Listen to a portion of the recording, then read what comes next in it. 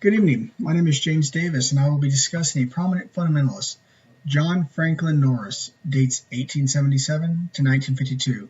I chose Norris because, although I do not agree with his actions, I find myself allied in many of the positions he took.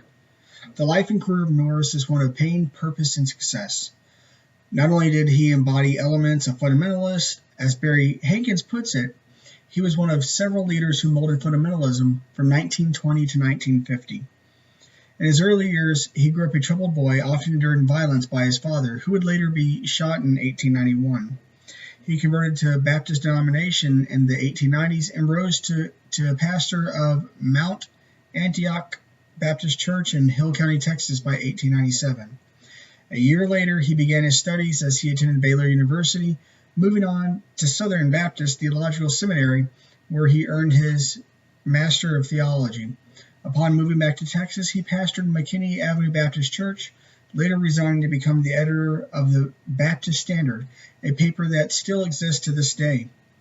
By 1909, he decided to leave his post and resume pastoring, this time at the First Baptist Church in Fort Worth, Texas, where he pastored for 44 years until his death.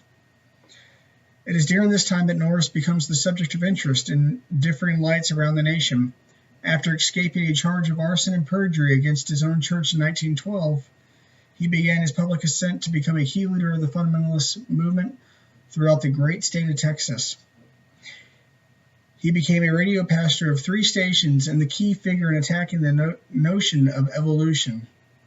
He is quoted as that hell-born, Bible-destroying, deity of Christ-denying German rationalism known as evolution, while visiting Baylor University.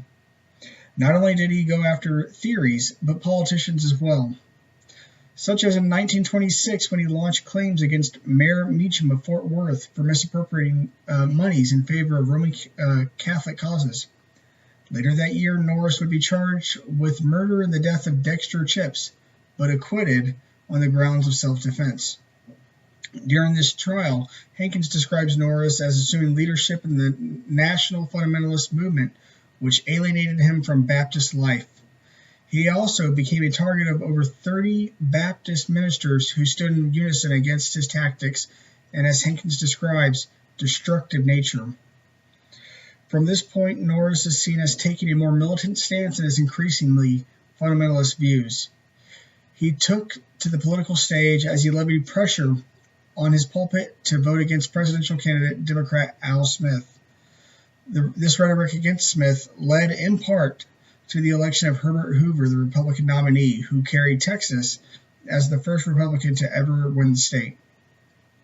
By 1935, he accepted pastorate of a church in Detroit, Michigan named Temple Baptist Church, where he now pastored 2 congregations numbering more than 26,000 people. Almost until his death, he pastored both the church in Texas and Michigan by commuting between the 2 churches. By the mid-1940s, he attempted to advance his son George Norris as pastor of First Baptist without consulting either George, his son, or the congregation. The ensuing argument caused a schism in the congregation, taking George in half the pews across Fort Worth to a new church called Gideon Baptist Church. And shortly after his first lieutenant, G. Beauchamp, Vic attempted to take over his work, which led to a schism throughout the rest of the church.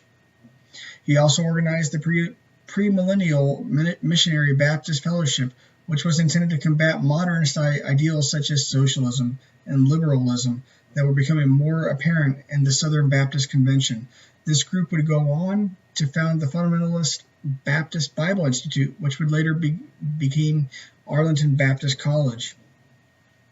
In an almost 180-degree turn before his death, Norris reversed rhetoric against the Papal Church and Catholics alike.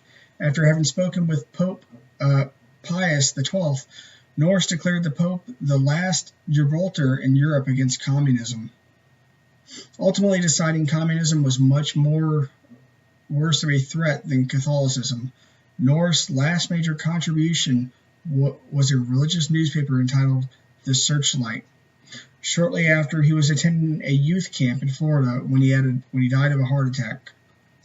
The life and work of John Norris is one of great achievement and a bitter end. Ultimately, his personal actions interfered with his life's achievements. His stances against modernism would be considered honorable by many, but his actions clouded the work.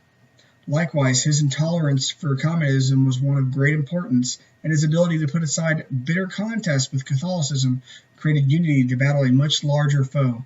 Norris died a controversial man, but accomplished quite a lot. I hope you enjoyed this presentation. Have a good evening.